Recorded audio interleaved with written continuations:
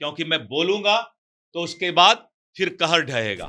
उसमें विभाग का भी तालमेल रहता था, लेकिन अब सब कुछ कंप्यूटराइज होने जा रहा है। अब कोई भी जमीन माफिया किसी रजिस्टर को फाड़ भी दे तो कोई फर्क नहीं पड़ता। देखिए, चुनौती को अवसर में बदलना, राजस्व विभाग के अंदर जो भी चुनौती है, दिलीप जायसवाल का काम है उसको अवसर में बदल देना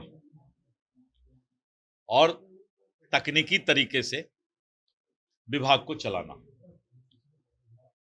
विभाग को अगर एक तरफ बड़े पदाधिकारियों को जनता के प्रति जिम्मेवार बनाना है, तो वहीं पर जनता को न्याय के साथ उसके काम का निपटारा जल्द हो, इसका प्रयास करना है।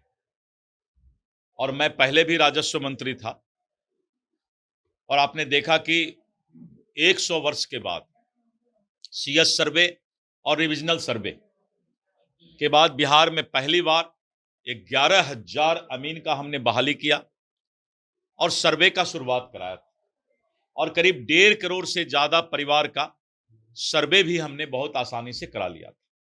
और उस समय एक अफरा तफरी पूरे बिहार और पूरे देश में हो गया था कि अगर जमीन का जाकर सर्वे नहीं कराएंगे तो हमारा तो जमीन गया। लेकिन उस माहौल को भी बहुत प्यार और आराम से हमने संभालने का काम किया था। बिहार के अंदर जमीन विवाद को लेकर सबसे बड़ी समस्या है और इस तरह की समस्या मात्र 15-16% जमीन में है। उसके अलावा जो भी जमीन है, उस जमीन में परिवार के बीच आपसी समझौता है और अपना जमीन। इसलिए बहुत ही तकनीकी तरीके से मैंने जब मैं राजस्व मंत्री था उस समय हमने जो जमीन माफिया रजिस्टर 2 का पेज फाड़ करके और सारे जमीन का रिकॉर्ड गायब कर देता था, करोड़ों पन्नों का मैंने स्कैनिंग करवाया था और आज सारा रिकॉर्ड हमारे पास पटना में है। अब कोई भी जमीन माफिया किसी रजिस्टर को फाड़ भी दे तो कोई फर्क नहीं पड़ता। उसमें विभाग का भी तालमेल रहता था, लेकिन अब सब कुछ कंप्यूटराइज होने जा रहा है और बहुत ही तकनीकी तरीके से आराम से इस विभाग के जो भी चुनौती हैं उसको मैं अवसर में बदलने का काम करूंगा। और कल मैंने पदाधिकारी को, कर्मचारी को स्पष्ट निर्देश भी दिया है कि मुझे ज्यादा बोलने की आवश्यकता नहीं पड़े, इस चीज को याद रखना, क्योंकि मैं बोलूंगा तो उसके बाद फिर कहर ढहेगा। इसीलिए दिलीप जायसवाल मंत्री को बोलना नहीं पड़े, तब सब लोग सुधर जाए तो ज्यादा अच्छा है।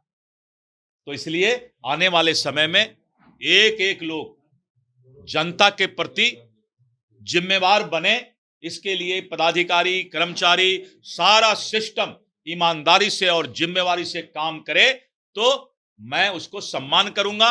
और जो आदमी सिस्टम में कहीं ना कहीं गलत करेंगे या तो वो सुधरेंगे या जेल के सलाखे के अंदर रहेंगे। एक दूसरा सवाल है सर, कल तेजस्वी यादव ने एक बड़ा कि तेजस्वी जी सवाल को समझ नहीं पाते हैं, सवाल उठा देते हैं। जब भी कोई सवाल उठाए तो उसको पहले सवाल समझना चाहिए। और मेरा नाम है जायसवाल, सवाल के ऊपर। तो मैं आपको समझाता हूं, परिवारवाद उसको कहते हैं जब मुख्यमंत्री का बेटा मुख्यमंत्री बने, प्रधानमंत्री का बेटा प्रधानमंत्री बने। लेकिन नीतीश कुमार जी ने और जिस तरह से निशान जी की पार्टी के अंदर एंट्री और मंत्री बनाने का काम किया, पार्टी ने बनाया, तो उन्होंने एक शुरुआत किया है अभी जीवन का। और इसलिए इसको परिवारवाद आप नहीं कह सकते। परिवारवाद का मतलब है कि सीधे चांदी और सोना का चम्मच लेकर के अखिलेश यादव बनना, तेजस्वी जी बनना, अभिषेक बनर्जी बनना, तो इस तरह करके। और अब मैं दक्षिण भारत की बात नहीं करना चाहता, इसलिए बहुत ज्यादा जो है इस पर बोलने की जरूरत नहीं है। परिवारवाद किसे कहते हैं ये से समाज समझती है, दुनिया समझती है। तेजस्वी यादव कह रहे हैं कि अभ्यर्थियों को वैकेंसी तो छोड़ दीजिए, उनको वैकेंसी के लिए लाठियां चलाई जा रही है सरकार। ऐसा है कि विपक्ष जो है खाली शिकायत और टीका टिप्पणी का राजनीति नहीं करे। जो सरकार चला रहे हैं सम्राट चौधरी जी के नेतृत्व में, कानून का अख्तियार है, बेरोजगारों को रोजगार मिलेगा और इस तरह विपक्ष गाल नहीं बजाए। पक्ष और विपक्ष मिलके बिहार के तरक्की के लिए, बिहार के युवाओं के रोजगार के लिए, महिला के सशक्तिकरण के लिए, किसानों के खुशहाल के लिए मिल बैठ करके और उसका रास्ता हम लोग निकाल रहे हैं। सरकार बहुत संवेदनशील है। ये मान लिया जाए कि दिलीप जायसवाल कह रहे हैं कि भू माफियाओं की नहीं चलेगी। अब इसमें आप मानने के लिए तब तो फिर इसका मतलब है कि हमको बोलना पड़ेगा। मैंने कहा कि दिलीप जायसवाल का मतलब है कि बिना बोले काम करो, बोलने के बाद अगर काम करोगे तो कहर ढहेगा।